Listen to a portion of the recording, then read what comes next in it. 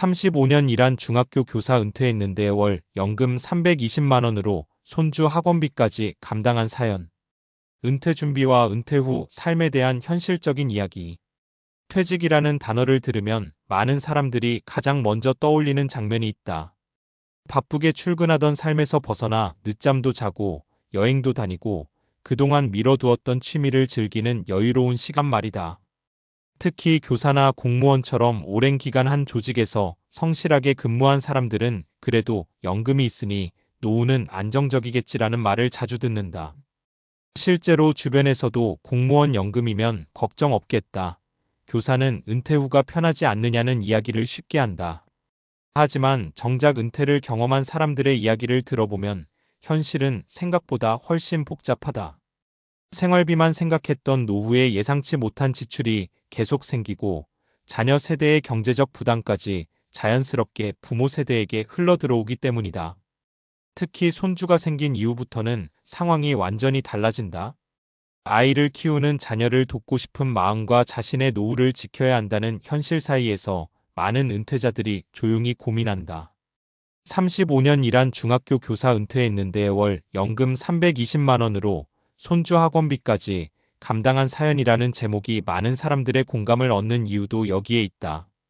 단순히 한 사람의 경제 이야기가 아니라 지금 한국의 수많은 은퇴 세대가 겪고 있는 현실을 그대로 보여주기 때문이다. 나는 노후 준비가 끝난 줄 알았어요. 서울 외곽에서 35년 동안 중학교 교사로 근무했던 김정혜 씨가 겪는 정년퇴직을 앞두고 꽤 안도감을 느꼈다고 한다. 젊은 시절부터 꾸준히 연금을 납부했고 큰 빚 없이 살아왔으며 남편 역시 안정적인 직장 생활을 마친 상태였다. 부부는 검소하게 살면 충분히 안정적인 노후가 가능하겠다고 생각했다. 퇴직 후 처음 몇 달은 정말 평온했다고 한다. 새벽 알람 없이 눈을 뜨고 평일 오전 한적한 카페에서 책을 읽고 오래 미뤄두었던 여행도 다녔다. 하지만 시간이 지나면서 예상하지 못했던 현실적인 문제가 하나둘 나타났다. 첫 번째는 물가였다. 은퇴 전에는 크게 체감하지 못했던 생활비 상승이 고정수입 체계에서는 훨씬 크게 느껴졌다. 식료품 가격이 오르고 병원비가 늘고 관리비와 공과금도 꾸준히 상승했다.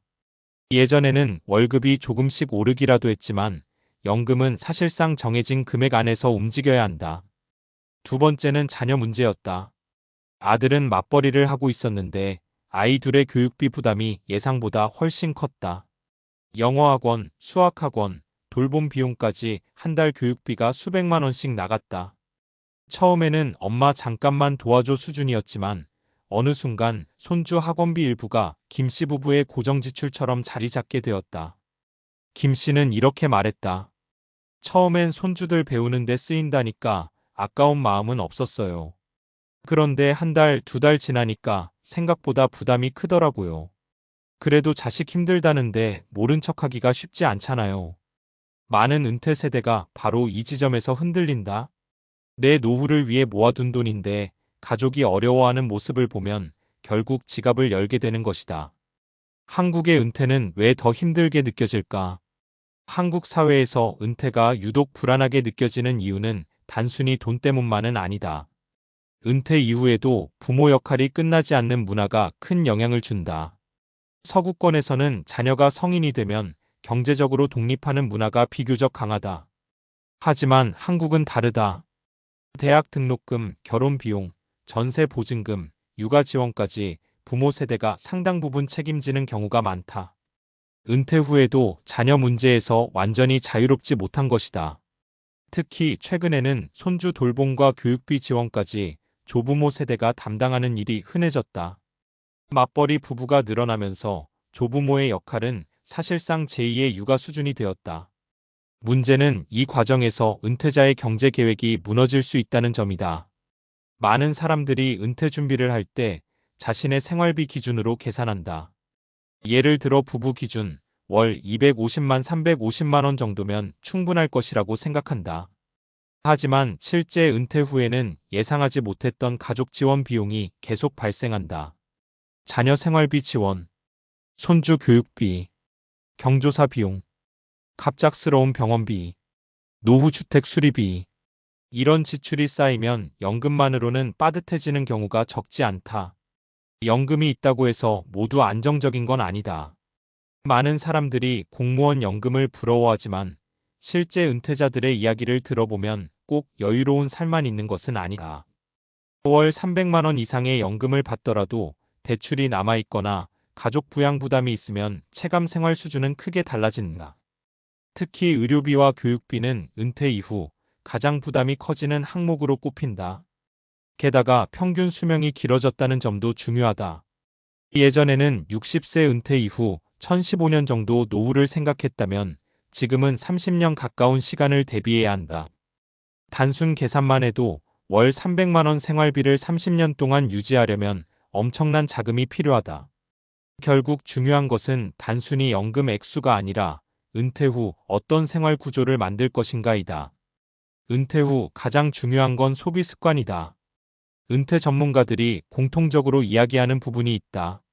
노후 안정성은 소득보다 소비 습관이 더 중요하다는 점이다.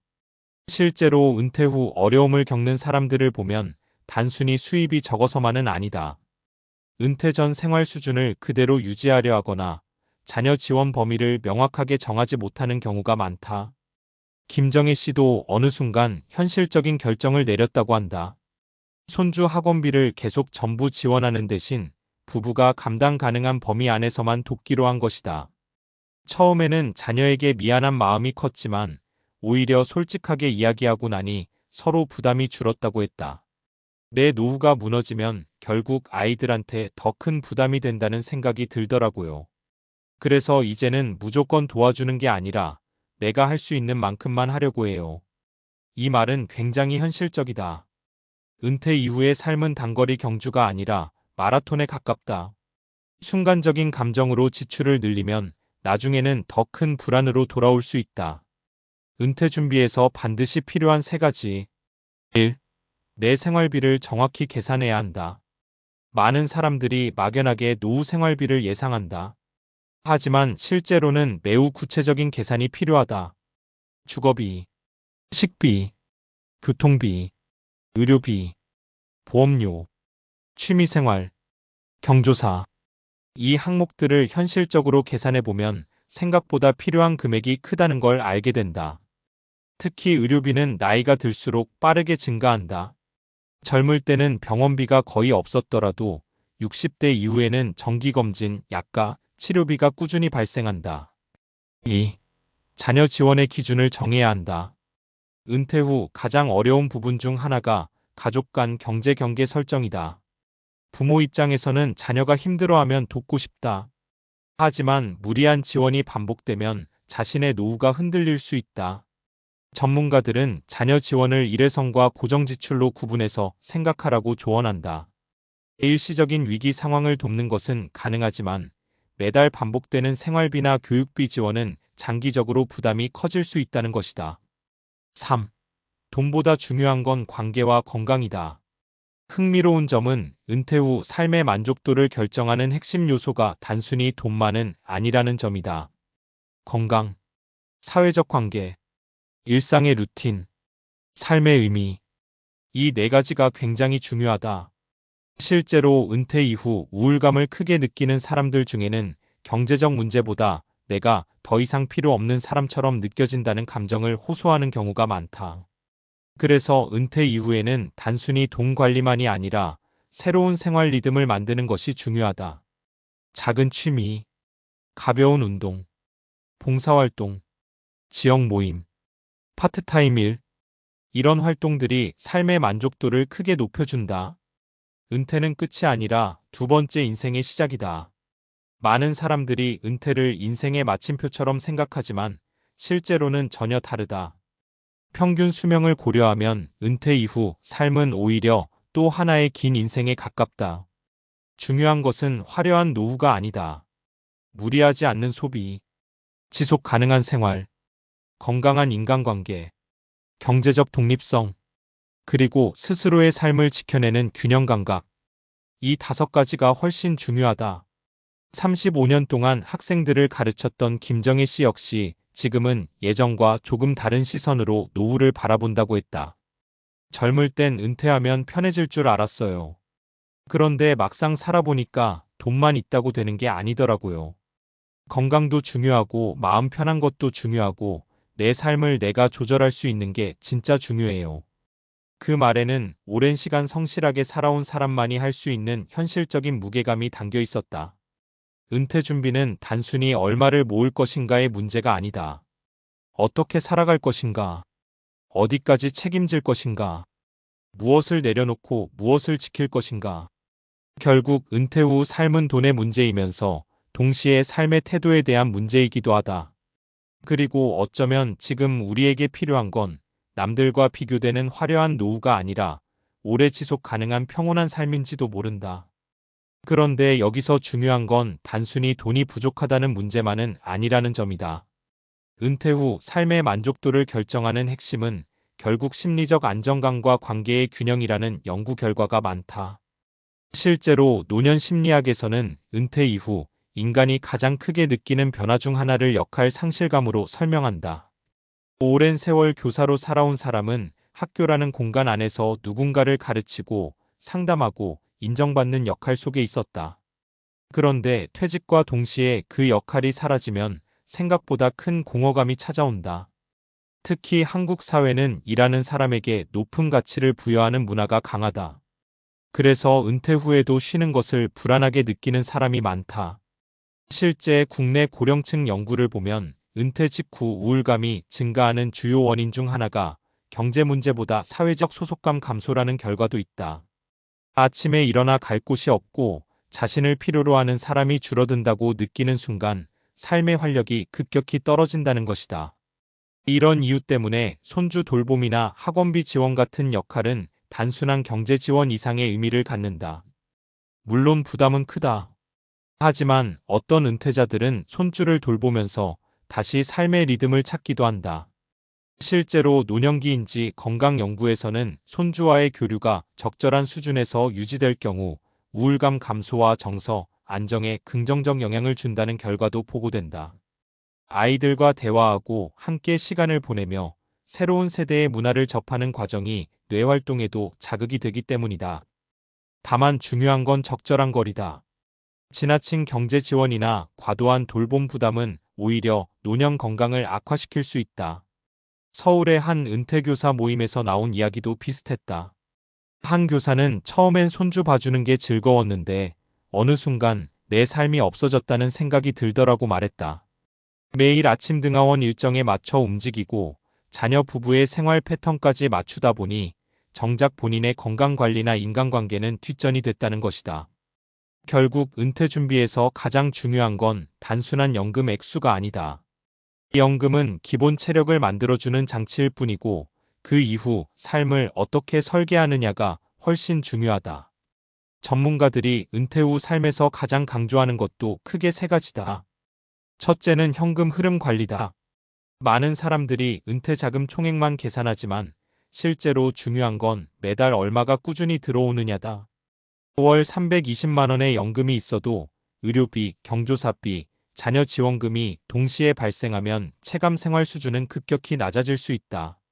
그래서 은퇴 전에는 반드시 고정 지출 구조를 점검해야 한다. 통신비, 보험료, 차량 유지비처럼 습관적으로 나가는 비용을 줄이는 것만으로도 노후 안정감은 크게 달라진다. 둘째는 건강관리다. 노후 자산에서 가장 무서운 변수는 병원비다.